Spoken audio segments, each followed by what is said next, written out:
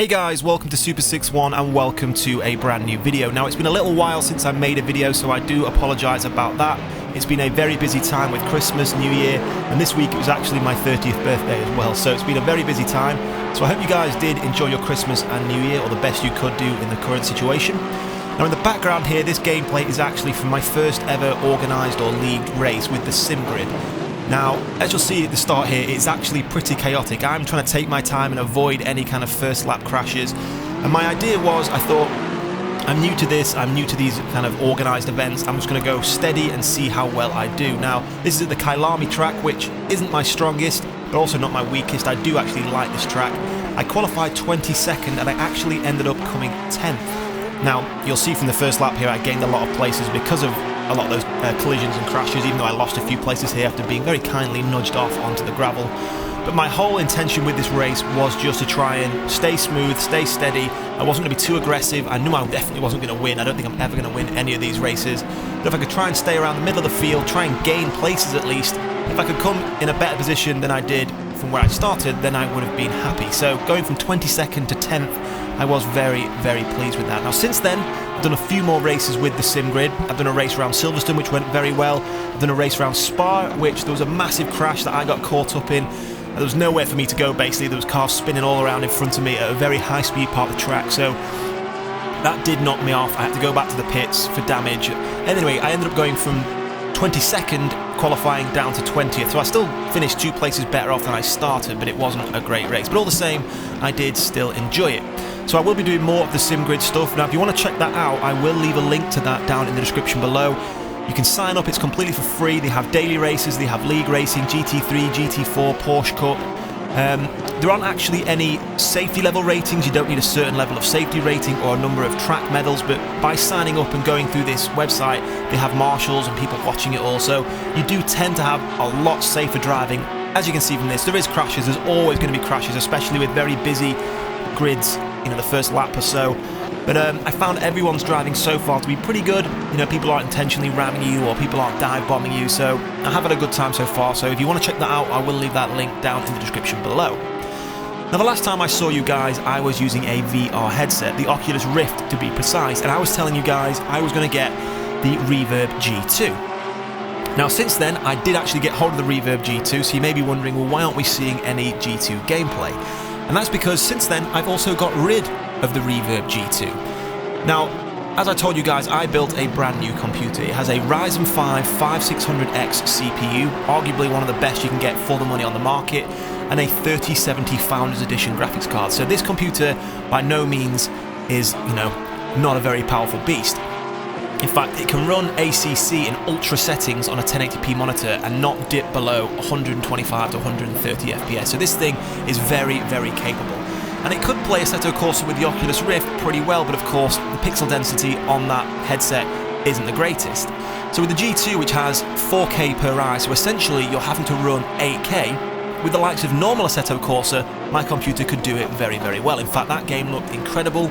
With that headset, you get no screen door effect. I was getting a good, stable, with all the shaders patch and the Sol weather patch and all the extra lighting and realistic filters that make the game look really, really good. I was still getting a solid 100 FPS with those 2 4K displays essentially in front of your eyes. But with ACC, which is a game I predominantly play, it's a game I play online, it's the game I spend all my time on, it just couldn't hack it. And that isn't to do with my computer, I don't think. As I said, it's by no means not a beast.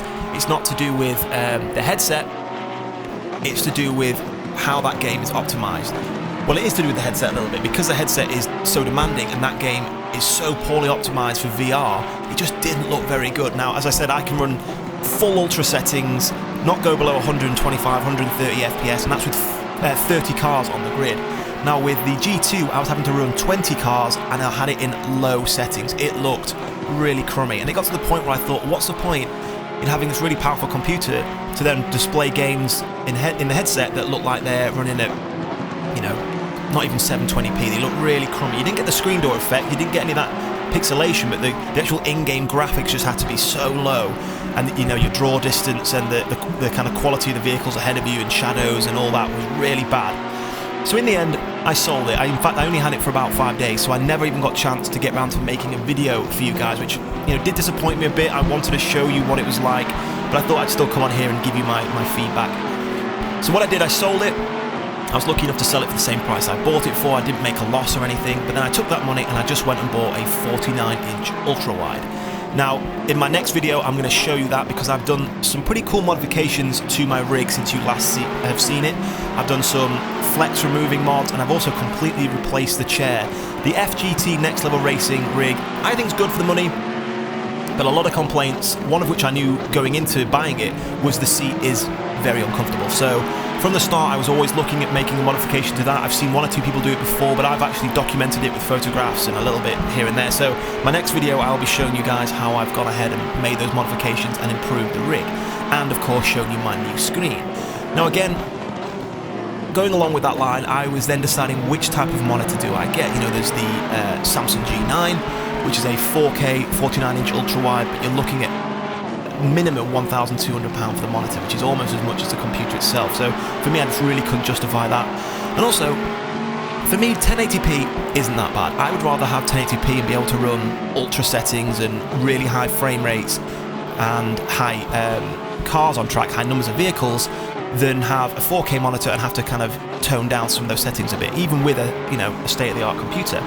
So I actually went for the electric 49-inch ultra-wide. It's a 1080p monitor. My old monitor was 1080p anyway, so it's one of those situations where it looks good until you look at something else. So because I've not had a 4K monitor or anything like that, this still looks good to me, and as I said, it means I get really good performance out of the game. So this is all on a 49-inch ultra-wide, which of course I've had to condense it down and crop it to 16:9 to make these videos.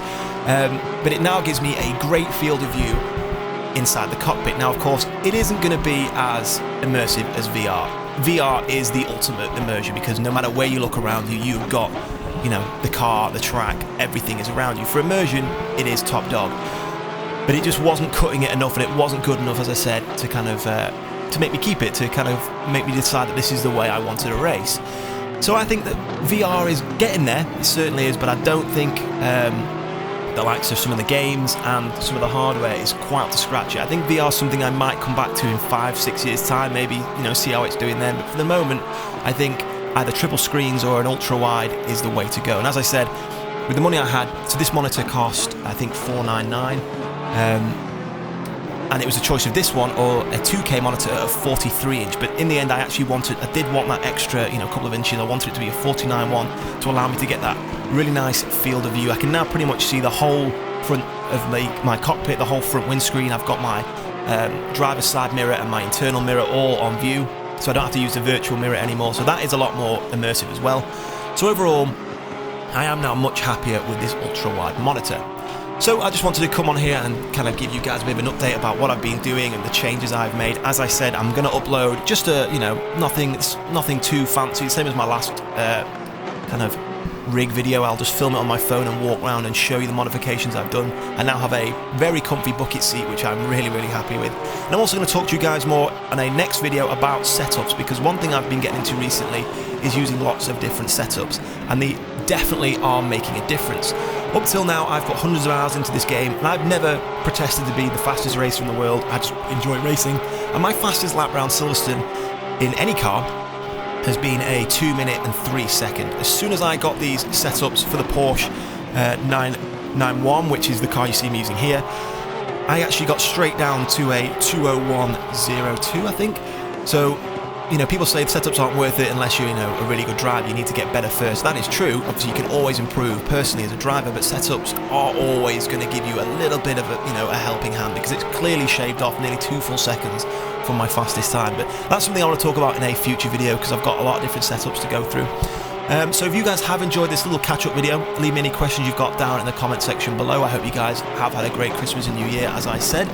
And hopefully from here on out, I will be able to upload more frequent videos, because I'm using 2 computers now, one to play and one to render and edit on. So hopefully things should start to pick up from here and I can make better quality content for you guys. But as I said, if you enjoyed this video, don't forget to leave a like and a comment below. And I will see you very, very soon with my new setup and rig video. So I'll see you guys soon.